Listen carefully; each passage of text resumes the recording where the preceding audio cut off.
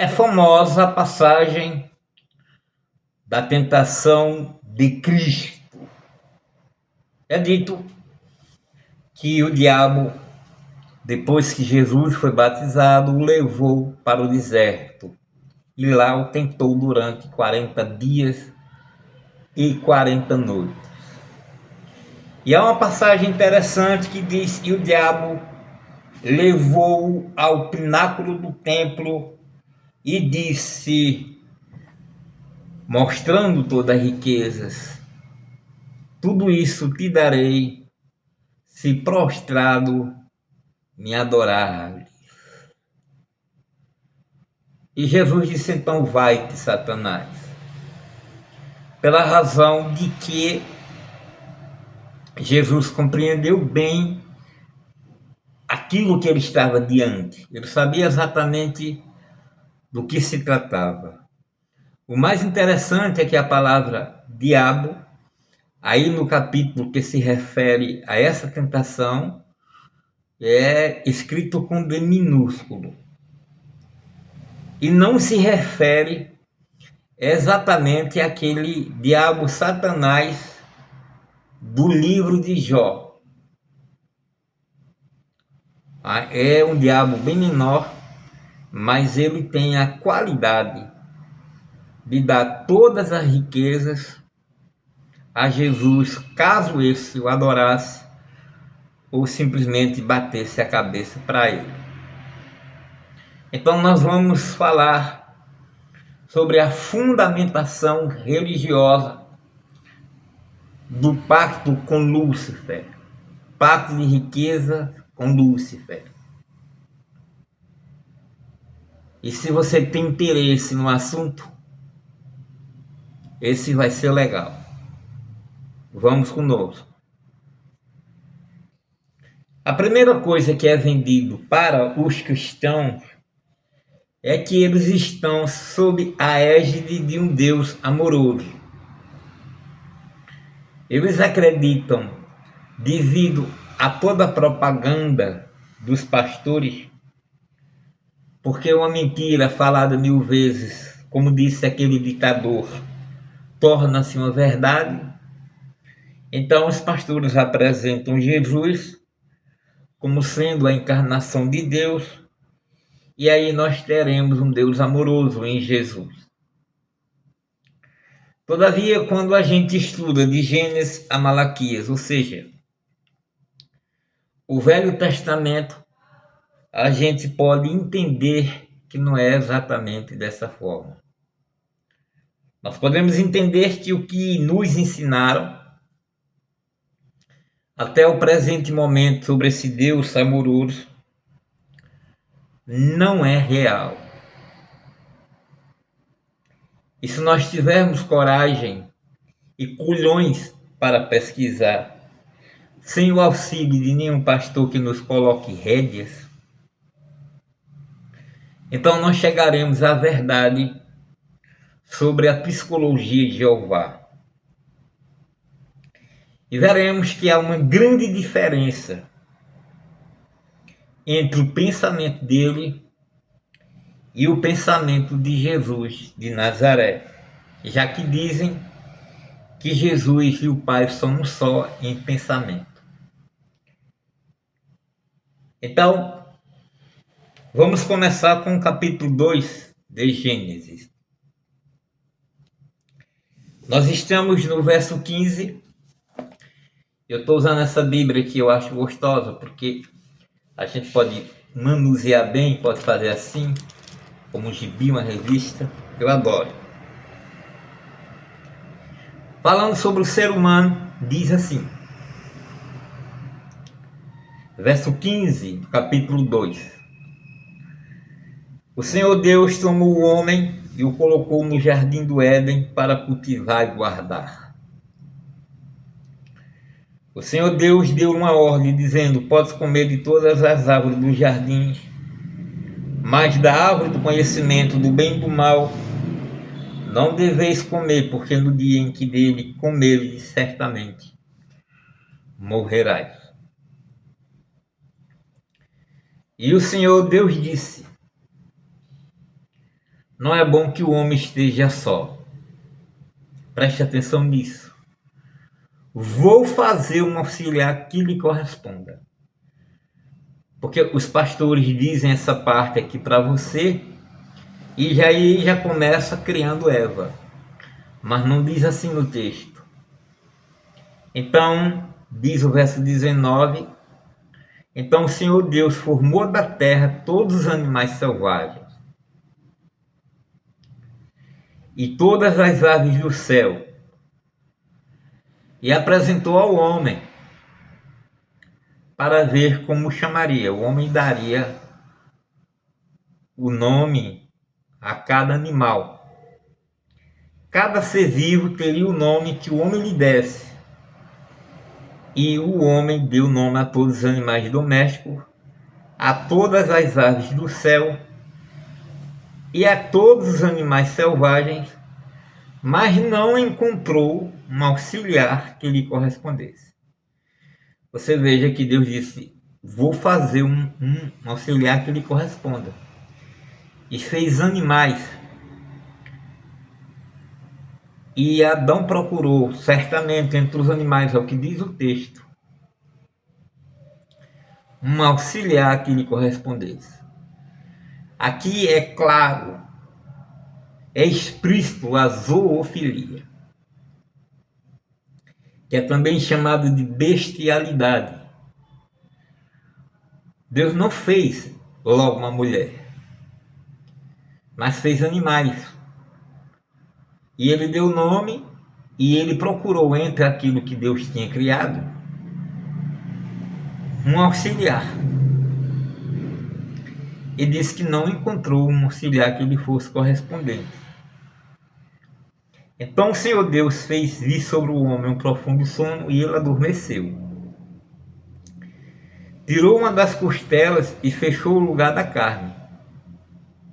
Depois da costela tirada do homem, o Senhor Deus formou a mulher e o apresentou ao homem. E o homem exclamou: desta vez sim, é osso dos meus ossos e carne da minha carne. Desta vez sim, veja. Daquela vez não, da outra vez não, mas dessa vez sim. Então, o que você está vendo é: ela será chamada humana, completando, porque do homem foi tirada. Por isso deixará o homem, o pai e a mãe, e se unirá à sua mulher, e eles serão a sua carne. O homem e sua mulher estavam nus, mas se não se envergonharam. Essas são passagens que os pastores não lhe passam. E que se lhe passa, você não tem coragem de entender sozinho. Eu tenho uma sobrinha, explicando grosso modo, que entrou na religião do candomblé. Ela ficou fascinada porque ela incorporou a moça, que é a pombagira. Sem conhecer a natureza de pombagira, ela já começou a chamar a pombagira de minha mãe. Veja, a pombagira é o espírito rebelde de uma mulher que morreu em Porta de Cabaré, de uma mãe desnaturada, de uma mãe que roubava, que utilizava drogas, etc. e tais. A natureza da pombagira é maléfica. Como é então que se pode chamar ela de minha mãe? E a partir daí essa menina começou a dar oferendas para a pombagira, para Exu. E eu dizia para ela que já que o Odu dela, nascimento, no caso o destino, era Odu Eta Ogundá, ela precisava começar dando para Ogum. Mas ela estava deslumbrada. E aí a pombagira dela vinha no Pai de Santo e dizia para ela o que queria. Ela terminou gastando o que tinha e o que não tinha. Ela inventava mentiras dizendo que ela trabalha, ganha dinheiro dela, uma das melhores costureiras da cidade, da lado do polo do Confecções, e ela dizia que não tinha, tio, ela chama comigo tio, eu não tenho carne para botar no almoço hoje. E eu sabendo que ela não está desempregada, sabendo claramente que se ela morar naquela cidade, no polo comercial, sendo a costureira que ela poderia sim pegar, comprar emprestado, comprar de crédito, comprar fiado. Não tem como uma pessoa que está ali há mais de 15 anos tá passando por um perrengue a ponto de não ter o que comer. Mas ela pegava, creio que de mim e de outras pessoas, para poder dar as oferendas à pombagira, que ofereceu para ela um homem que disse que era aquele, e o homem não quis ela, e ela continuou ali no candomblé. E eu perguntei para ela, mas qual é a nação que você participa? Que ela não sabia qual era a nação. Porque a primeira nação do candomblé, para exemplificar, é Queto, Mãe Senhora e outra negra forreada criaram o primeiro candomblé da nação Queto. E na nação Queto se venera os orixás. Mas na nação Jeje, não. Se venera os fuduns. Inclusive, mesmo que tenha ali em terreiro na nação Jeje, tem ali as imagens de Iemanjá e de tudo, isso somente confunde, porque na verdade ali não é Iemanjá, ele recebe outro nome, aquelas divindades, aqueles orixás não são orixás e recebem outros nomes. E aí, dentro do candomblé, é chamado Babalorixá. Do candomblé Queto. Na nação Jeje é chamado Dopé, Pai Santo. E entre os quimbandeiros é chamado de Tata. Mas ela não sabia se o Pai Santo dela era Babalorixá, Dopé ou Tata. E aí eu perguntei, mas como são os cultos? Ela disse que tinha candomblé, umbanda e quimbanda. E não pode. Os trabalhos de esquerda em candomblé não são trabalhos de quimbanda. Então, assim, quando eu pressionei, aí ela disse, olha, veja, o senhor trabalha com isso, mas eu sou uma simples costureira. É a mesma coisa que acontece com os irmãos na fé. Quando a gente pressiona ele com uma passagem dessa, aí ele diz, eu não sei, mas eu vou procurar o Pai Santo. E por que isso? Porque ele já deu dízimo, ele já deu oferta, ele investiu muito naquilo. E a gente sabe como é difícil para uma pessoa voltar atrás quando já investiu tanto naquilo lá, no erro, na coisa que está ali errada. Então, o que eu estou apresentando para vocês é uma divindade que não é excelente. Ela não é uma divindade amorosa. É interessante que vocês saibam que o primeiro livro da Bíblia é o livro de Jó. E como é que começa o livro de Jó? No dia em que o Senhor, em que os filhos de Deus foram visitá-lo, o diabo Satanás estava entre eles. E disse Deus, de onde vem Satanás? Respondeu, eu vim de andar e de rodear a terra.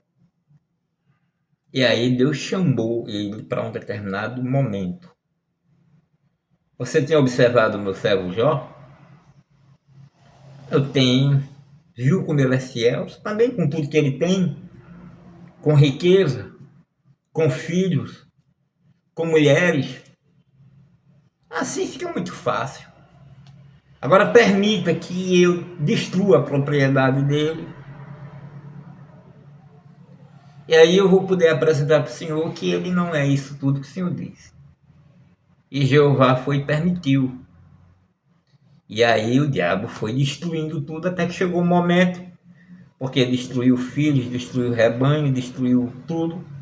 Até que no momento O diabo disse: olha, ele só é feliz, só é fiel, ele perdeu tudo, mas ele tem saúde. Agora deixa eu tocar no corpo dele. E adivinhe, Deus permitiu, o Jeová permitiu. E ele ficou numa situação que ele tinha perdido tudo, que ele raspava as feridas, as perebas, com taco de telha. E a esposa dele disse: ó, melhor é tu amaldiçoar teu Deus e morrer. Aí de repente ele se viu diante da divindade. Diz que há uma conversa, um diálogo entre Jó e a divindade. E Jó disse para a divindade: veja a merda que eu tomo aqui. Perdi tudo. Eu não me lembro de ter feito nada errado. Aí você acha que Jeová foi e disse: ó, realmente eu estava enganado. O diabo me tentou e eu fiz merda. Não. Deus chegou e disse: onde é que tu estava quando eu coloquei os fundamentos da terra? Além de deixar o cara na situação que ele estava, Deus começou a fazer perguntas que o homem não poderia nem imaginar em responder. E o que Jó fez? Banhou-se de cinza, e depois que Deus o humilhou, Jeová o humilhou, mas que pôde, disse: agora eu vou te dar o dobro. Mas e é assim, e é assim. Eu passei por uma situação em 2022, aqui no templo, que uma pessoa, que eu tive um problema com uma iniciada e precisei que ela saísse da egrégora, tive que expulsá-la. E aí, só que ela conhecia, ela tinha as senhas todas. E aí ela destruiu minhas redes sociais. E a repactuação seria na quinta, na quarta-feira à noite. Veio uma pessoa que tinha muita intimidade comigo, muito amada. E a pessoa disse: eu vou cuidar aqui vou entrar aqui na câmara de Bael e vou cuidar. E como eu acreditava muito na pessoa, fiquei no computador e na quinta-feira tinha desaparecido tudo, quinta-feira de manhã. Além de ter desaparecido todas as fotos da menina e da amiga dela, que estava aqui por conta dela, desapareceu também um álbum físico, que aí eu tive que prestar um BO.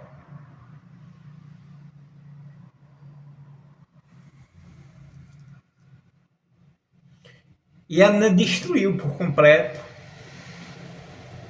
A pessoa que veio aqui pegou o que ela precisava, o que essa menina precisava, né? O que essa iniciada precisava, e ainda passou para ela, ou ficou com um álbum físico que não pertencia a ninguém.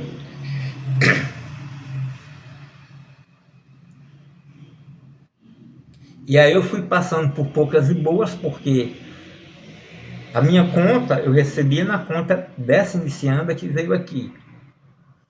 E essa inicianda disse que a partir de agora, essa iniciada disse que a partir de agora eu não poderia mais receber um centavo na conta dela. Quer dizer, eu estava sem clientes, porque a iniciada que eu expulsei fez a minha caveira para os clientes, porque eu sabia todos os meus segredos, e quem conta um ponto aumenta quem conta um conto aumenta um ponto. E a pessoa que veio aqui e pegou tudo ainda me bloqueou a conta. Ou seja, eu me vi da noite para o dia, sem nenhuma rede social, sem aonde receber um dinheiro e sem clientes.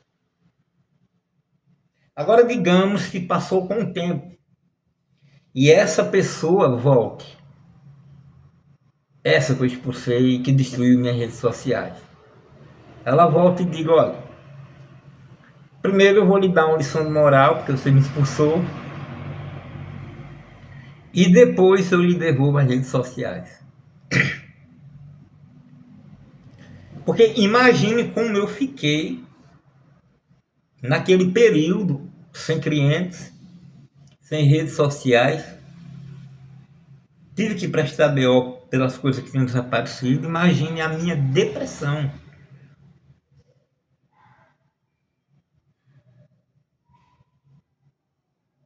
E depois de tudo, de toda essa humilhação, de ter que pedir ajuda a pessoas que não eram satanistas, porque eu havia perdido toda a egrégora, todo o grupo, um grupo maravilhoso que comportavam essa egrégora. Eu tive que pedir ajuda, eu tive que me humilhar, pedir ajuda a pessoas que não estavam nem aí para o que eu fazia. Agora, essa menina volta, essa que eu precisei expulsar. Primeiro eu vou lhe dar uma lição de moral. E depois eu devolvo cliente e rede social. Eu lhe devolvo o dobro, que eu sei fazer muita coisa aqui. Se eu não mandasse ela os quintos dos infernos, me dane. Mas Jó se cobriu de cinza e se converteu mais ainda para esse Deus, e é dito que Deus deu tudo.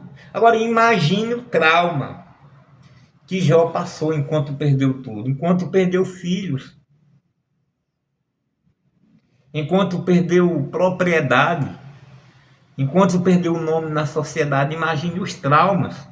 Então o evangélico, o cavalo, o jumento, ele olha isso e não percebe. Eu estou falando do livro de Jó. E também ele viu essa passagem aqui de Gênesis, mas ele não percebeu. Porque ele foi treinado na teodiceia. Teodiceia é a ciência que minimaliza os crimes da divindade. Mas teve pior. Sacrifícios humanos, teve primeiro de Isaac, que não foi concluído, mas a filha de Jefte. Aconteceu sim. Coloque aí em qualquer rede social, coloque aí no chat GPT a filha de Jefte. Me fale sobre a filha de Jefte. Diz conta a história que Jefte estava num campo de batalha e ele viu que o pessoal do lá era o dobro. E aí ele fez um acordo com Deus, um pacto com Deus. Deus Jeová, Deus dos hebreus, que é Jeová. Não era Deus de ninguém naquela época, era só Deus dos hebreus. Ele disse que se o Senhor me der essas pessoas em minhas mãos, na batalha, a primeira pessoa que eu achar nos portões da cidade, porque a cidade antigamente era amurada,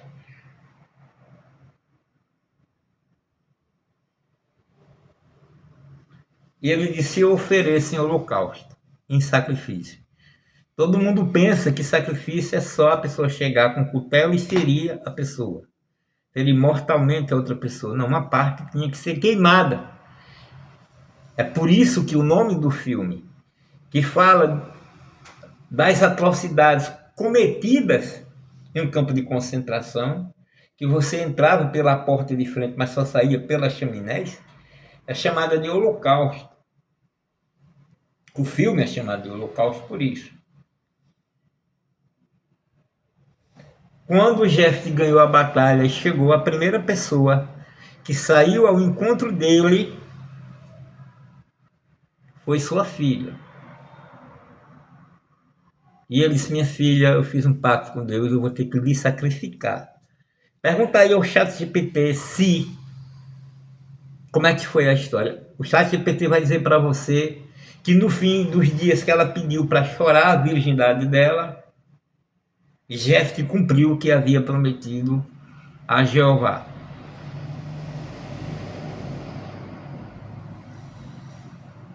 Agora vocês entendem porque não chamou Jesus o diabo que lhe ofereceu as riquezas de mentiroso, porque ele conhecia a profundidade dessas coisas.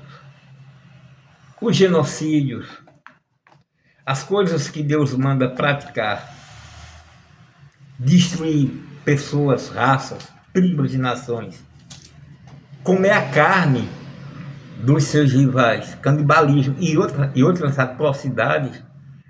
A maneira que Jeová trata as mulheres, que não tinha, as mulheres eram como animais, eram passadas como herança de uma geração para outra passada como herança, sem direito algum.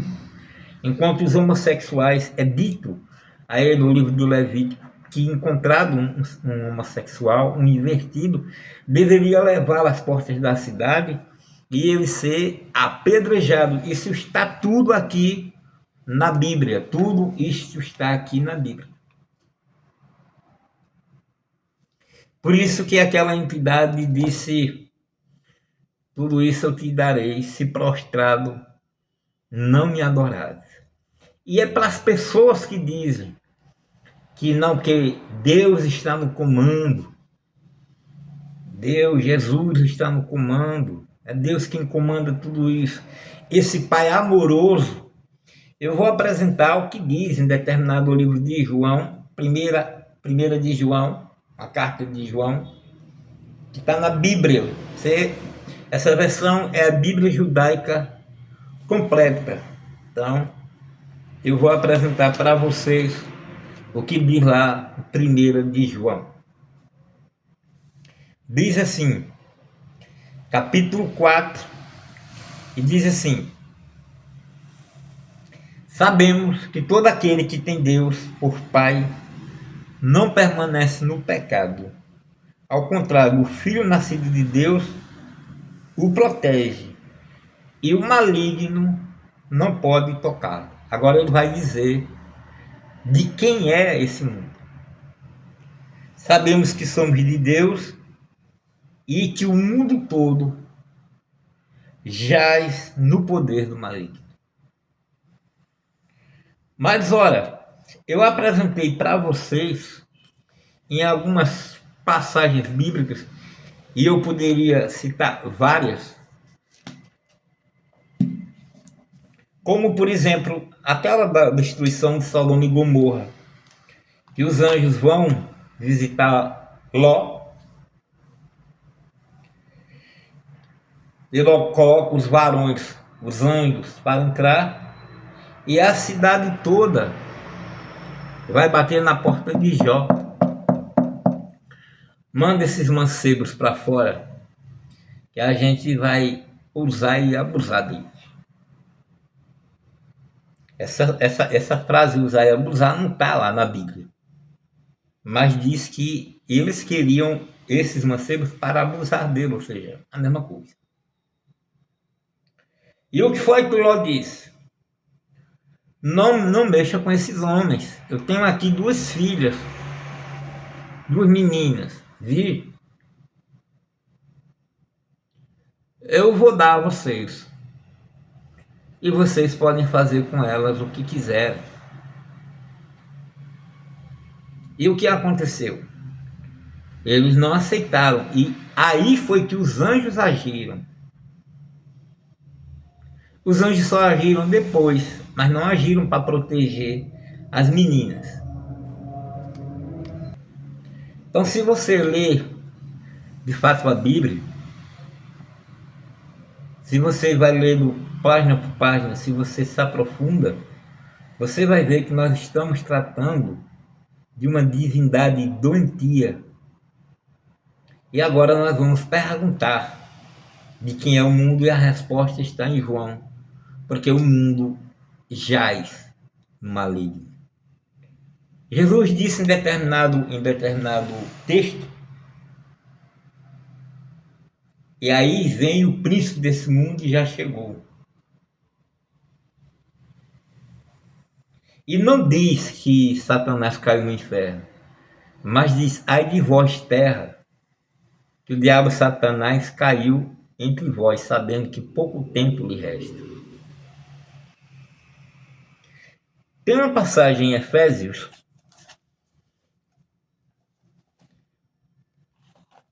que diz assim, eu estou no capítulo 6, verso 13 de Efésios. Por isso, protegei-vos com a armadura de Deus, a fim de que possas resistir no dia mau, e assim, pregando todos os meios, continueis firmes. Ficai, pois, de prontidão,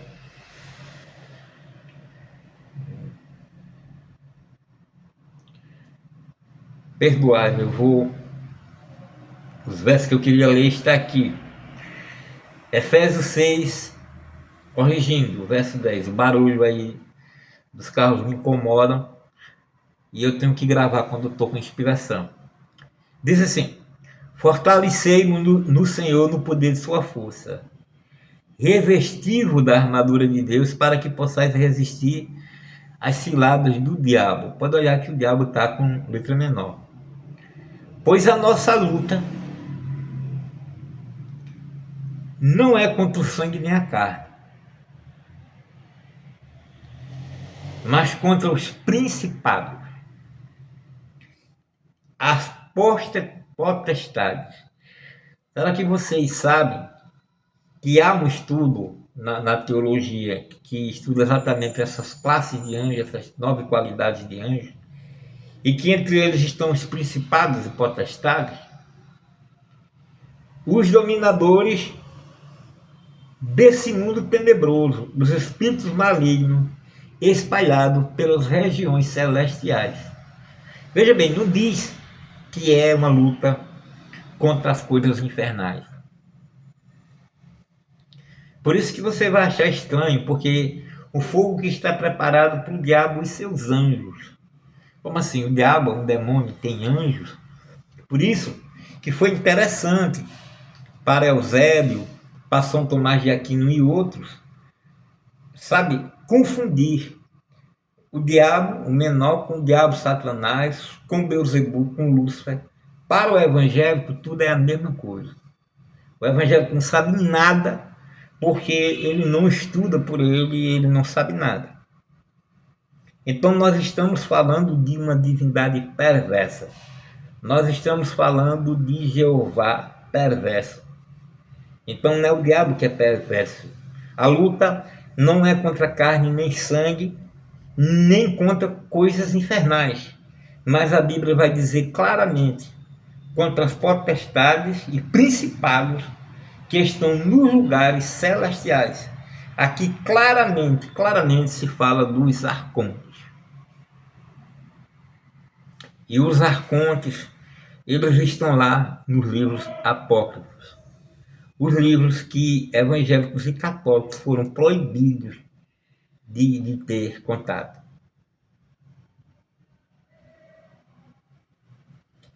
E aí é por essa razão que os evangélicos eles têm dificuldade em combater ateus.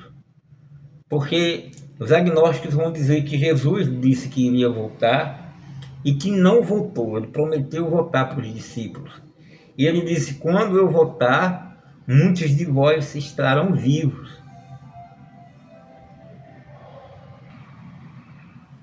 E aí eles vão mostrar partes da Bíblia dizendo que Jesus não voltou.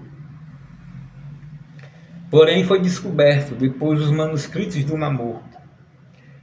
E esses livros, com 57 livros, dos quais 43 inéditos foram descobertos no Mar Morto e foram parar no mosteiro de São Pacômio. Entre eles, os evangelhos de Tiago, o 5º evangelho de Tomé, o evangelho de Maria Madalena, o evangelho de Judas, e havia um que era o principal de todos, que teve 5 cópias, e esse estava completo, fácil de ler. Os outros, os cientistas tiveram que dar um jeito e fazer os remendos e ver o que podia estar ali escrito. Mas o livro de João, que é chamado o Apócrifo de João, e o apócrifo quer dizer exatamente isso, o oculto. Porque Jesus havia prometido, que havia falado para todo mundo em parábolas, mas que um dia os falaria em oculto. O livro apócrifo não quer dizer maldito, mas oculto.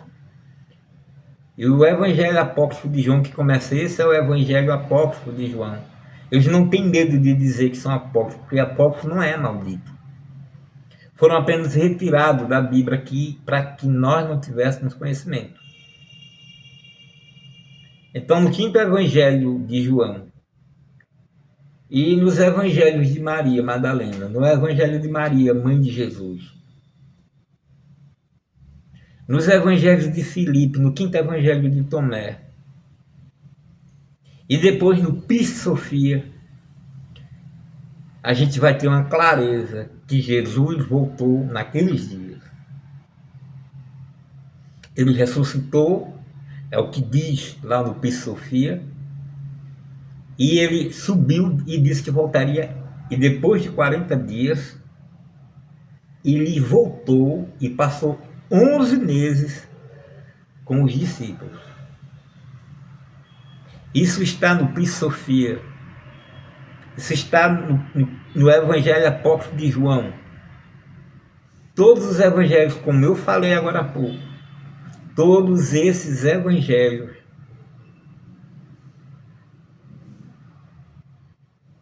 foram tomados de nós. E todos esses evangelhos apócrifos, que inclusive alguns são do Velho Testamento, mas a grande maioria é do Novo Testamento, deixam claro que Jesus foi assunto aos céus e voltou e conversou durante 11 meses com os seus discípulos. Ele não mentiu. E ele voltou. Mas por que a gente tem essa ideia de que ele ainda está por vir? Porque John Von Hallen é esse camarada que está ganhando dinheiro, fazendo encontro sexta, sábado e domingo, está dizendo que ele vai voltar. Porque a igreja adventista faz membros em todo o país, em todos os países, dizendo que Jesus voltará um dia. Porque as igrejas assembleístas, inclusive a igreja católica, mesmo conhecendo os apócrifos, continuam dizendo que Jesus voltará um dia, quando eles sabem que Jesus voltou, porque eles tiveram acesso aos manuscritos do Mar Morto, que estão, é chamada Biblioteca de Nag Hammadi. Eles tiveram acesso, foi com esses livros que eles pegaram a Bíblia de São Jerônimo, que era em latim, e que Martim Lutero, em 1500, tinha traduzido para o alemão, e refizeram toda a Bíblia, dando origem, com milhares de notas no rodapé, a grandiosa Bíblia que é a Bíblia de Jerusalém. Então eles sabem, a igreja sabe que Jesus já voltou um dia, e que ensinou a esses discípulos, porque agora ele não era mais Jesus, ele era o Cristo. Jesus alcançou o Cristo em plena vida. É por isso que Paulo vai falar exatamente desse Cristo. Que diferente dos apóstolos que pregavam Cristo vindo para lhes salvar, Paulo teve acesso a esses manuscritos gnósticos que diziam que Cristo veio e que deu um ensinamento para a autorrealização. Paulo vai dizer: sede meus imitadores, como eu sou de Cristo, sem ele ter nunca visto Jesus. Ele estava falando do Cristo, não de Jesus. Quem está em Cristo, nova criatura é. E já não sou eu quem vivo, completou, mas o Cristo vive em mim. As cartas de Paulo é justamente para cristianizar as pessoas e não para pregar uma volta física de Jesus. E aí o Rogério e o John Von Hallen faz uma sopa e ganha muito dinheiro com isso. E parabéns ele que eu não sei ganhar.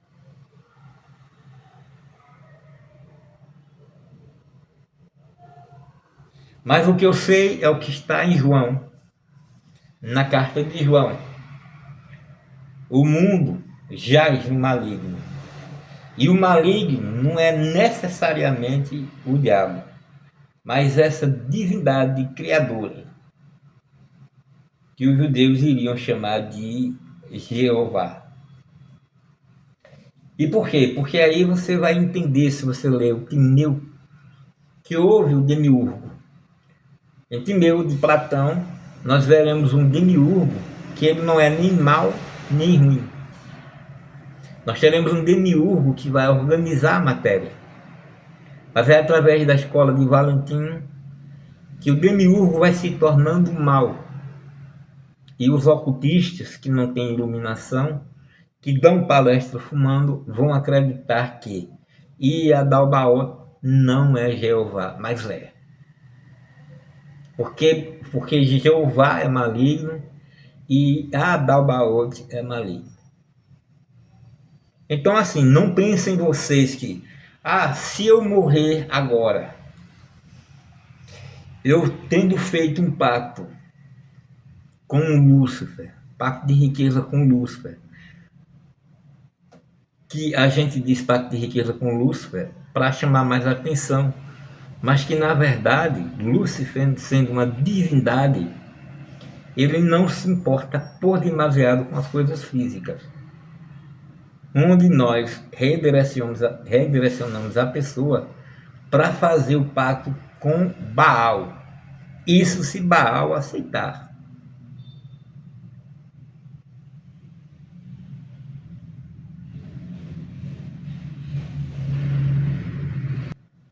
Então, para você que não sabia, mas agora sabe, o mundo jaz no maligno.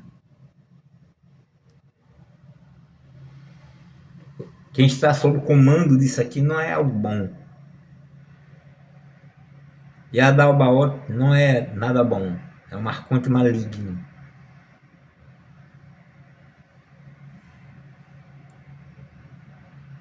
Mas os pactos de riqueza com Lúcifer, que acontece depois de 3 ou 7 meses, dependendo da evolução da pessoa no ramo da matéria, porque se você quer crescer, se você quer expandir, se você quer que o dinheiro venha até você, o pacto será feito com Baal, Beuzebu.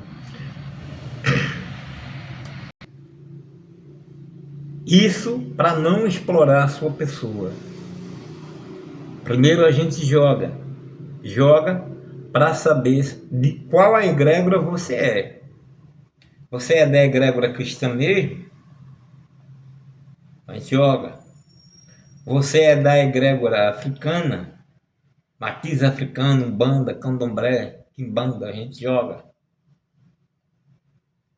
Você é da egrégora Wilcana, de bruxos, da Wilca, a gente joga. Você é satanista e luciferiano, a gente joga. Só tendo essa certeza, aí é que a gente pergunta se a sua egrégora é luciferiana, a sua egrégora é satanista. É que a gente vai perguntar se o daimon em questão lhe aceita e se vai abrir todos os seus caminhos. Veja, esse jogo é feito uma vez. Não adianta você ficar depois, não quero saber se aceitou, porque isso aqui não é orixá.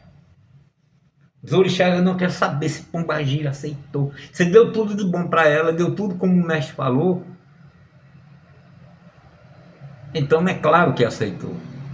Que o mestre tem conexão, sabe o que está falando, jogou para ver.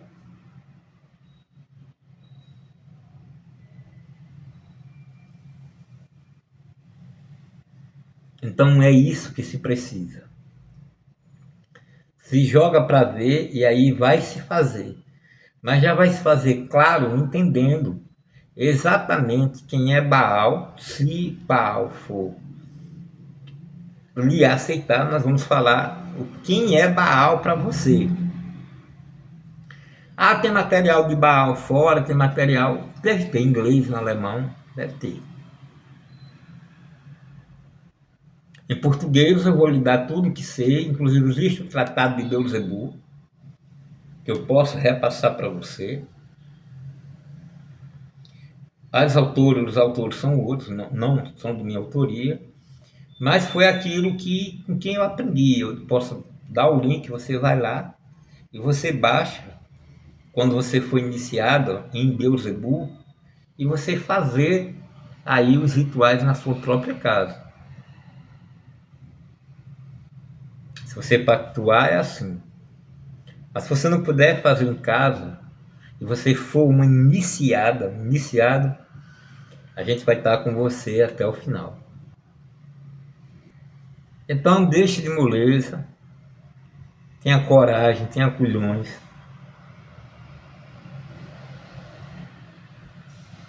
Não tem esse lance de vender a alma. Quanto a ir para o inferno, você vai toda noite. Se você gosta de sexo, se você gosta de dinheiro, você vai sempre. Mas isso é uma história que nós vamos trabalhar com os iniciados. Qualquer coisa, entre em contato 819-9393-3813. Tarô, baralho cigano, oráculo luciferiano, jogo de búzio e outros, como pactos, acordos e aliança com os Diamond Gods. Então,